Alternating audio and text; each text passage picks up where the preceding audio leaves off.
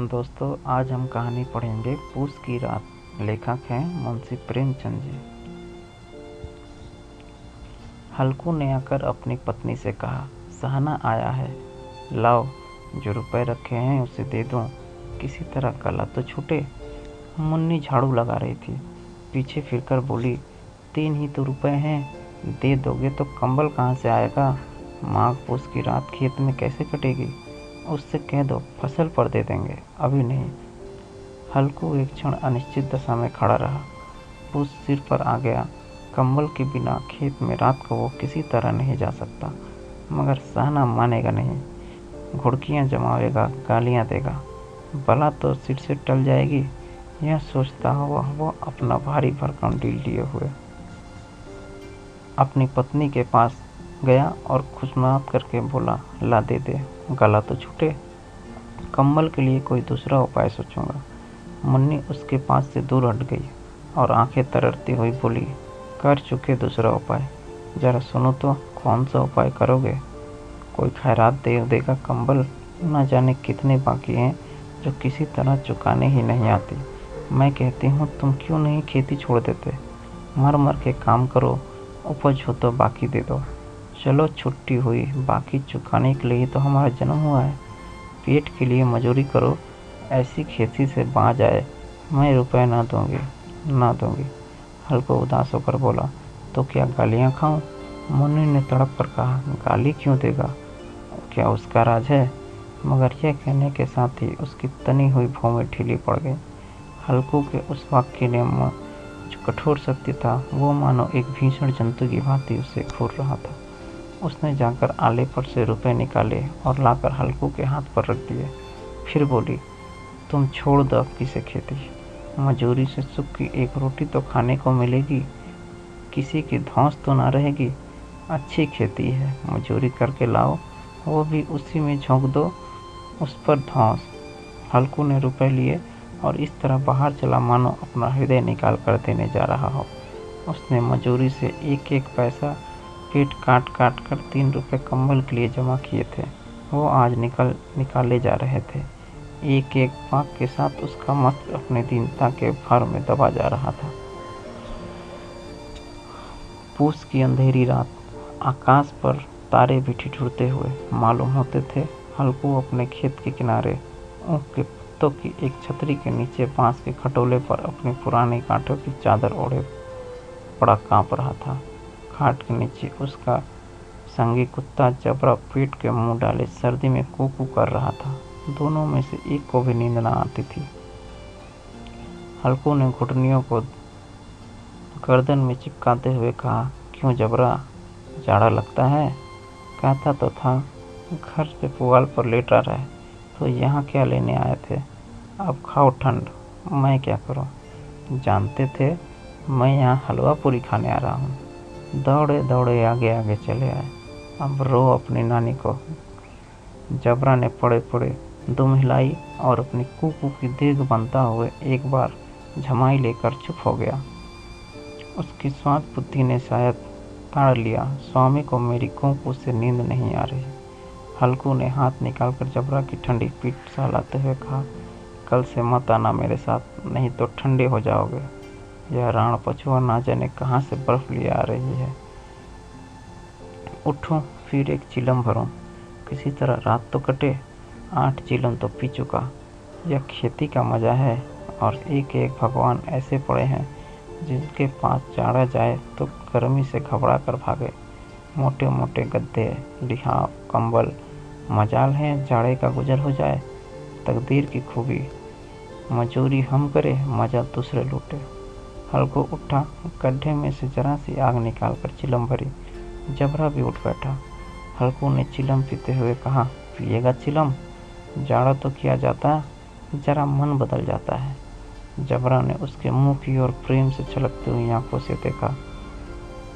हल्कू, आज और जाड़ा खा ले, कल से मैं यहाँ पुआल बिछा दूंगा, उसी में घुस कर बैठना, तब जाड़ा ना लगेगा। जबरा ने अपने पंजे उसकी घुटनियों पर रख दिए और उसके मुंह के पास अपना मुंह ले गया।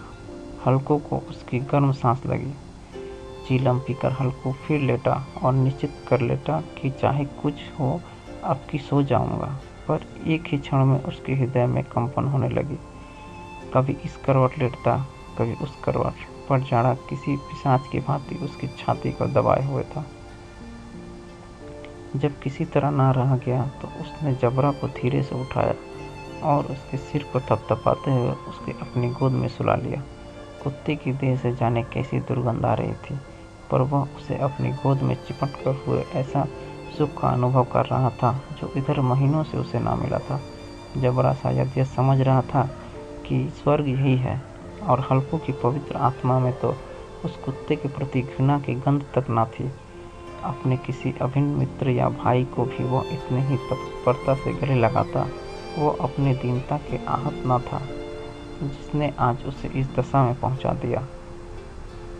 नहीं, इस अनोखे मैत्रों में जैसे उनकी आत्मा को सब द्वार खोल दिए थे और उनका एक एक अंग प्रकाश से चमक रहा था। सहसा जबरा से किसी जानवर की आहट पाई।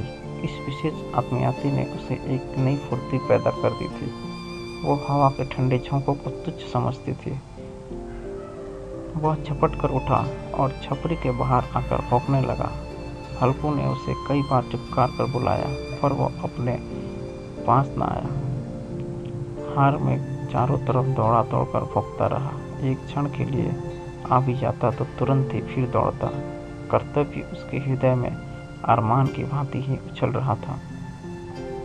1 घंटा और गुजर गया। रात ने शीत को हवा से धुदकना शुरू किया। हल्कू उठ बैठा और दोनों घुटनों को छाती से मिलाकर सिर को उसमें छिपा लिया। फिर भी ठंड कम न हुई। ऐसा जान पड़ता था सारा रक्त जम गया, धमनियों में रक्त की जगह हिम बह रहा है। उसने झुककर आकाश की ओर देखा। अभी कितनी रात बाकी है? सप्तर्षि अभी आकाश में आधे भी नहीं चढ़े। ऊपर से जाएंगे तब कहीं सवेरा होगा। अभी पहर में ऊपर रात है। हल्कू के खेत पे कोई एक गली के टप्पों पर आमों का एक बाग था। पतझड़ शुरू हो गई थी। बाग में पत्तियों का ढेर लगा हुआ था। हल्कू ने सोचा चलकर पत्तियां बटोरूं और उन्हें जलाकर खूब तापूं। रात को कोई मुझे पत्तियां बटोरते देख तो समझे कोई भूत है। कौन जाने कोई जानवर ही छिपा बैठा हो, मगर अब तो बैठा नहीं जाता। उसने पास के अरहर के खेत जाकर कई पौधे उखाड़ लिए और उनका एक झाड़ू बनाकर हाथ से सुलगता हुआ उपले लिए बगीचे की तरफ चला। जबरा ने उसे आते देखा तो पास आया और दुम हिलाने लगा। हल्कू ने कहा, अब तो नहीं रहा जाता जबरू, चलो बागीचे में पत्तियां बटोर कर तापें। ठंडे हो जाओगे तो फिर आकर सोएंगे। अभी तो बहुत रात है। जबरा ने कू करके सहमति प्रकट की और आगे आगे बगीचे की ओर चला। बगीचे में खूब अंधेरा छाया हुआ था और अंधकार में निर्दय पवन पत्तियों को कुचलता हुआ चला जाता था। वृक्ष से ओस की बूंदें टप टप नीचे टपक रही थी। एकाएक झोंका मेहंदी के फूलों की खुशबू लिए हुआ आया। हल्कू ने कहा, कैसी अच्छी महक है जबरू, तुम्हारी नाक में भी तो सुगंध आ रही है। जबरा को कहीं जमीन पर एक हड्डी पड़ी मिल गई थी, उसे चिचोड़ रहा था। हल्कू ने आगे जमीन पर रख दी और पत्तियां बटोरने लगा। जरा देर में पत्तियों का ढेर लग गया। हाथ ठिठुरते जाते थे, नंगे पांव गले जाते थे और वह पत्तियों का पहाड़ खड़ा कर रहा था। इसी अलाव में वह ठंड को जलाकर भस्म कर देगा। थोड़ी देर में अलाव जल उठा। उसकी लौ ऊपर वाले वृक्ष की पत्तियों को छू छू कर भागने लगी। उस अस्थिर प्रकाश में बगीचे में विशाल वृक्ष ऐसा मालूम होता था मानो उस अथाह अंधकार को अपने सिरों पर भले हुए हो। अंधकार के उस अनंत सागर में यह प्रकाश एक नौका के समान हिलता मचलता हुआ जान पड़ता था। हल्कू अलाव के सामने बैठा आग ताप रहा था। एक क्षण में उसने दोहर उतार बंगल में दबा ली, दोनों पांव फैला दिए, मानो ठंड को ललकार रहा है। तेरी जी में जो आए कर ठंड की असीम शक्ति की वजह पाकर वह विजय कर वह हृदय में छिपा ना सकता था। उसने जबरा से कहा, क्यों जब्बर, अब ठंड नहीं लग रही है ना?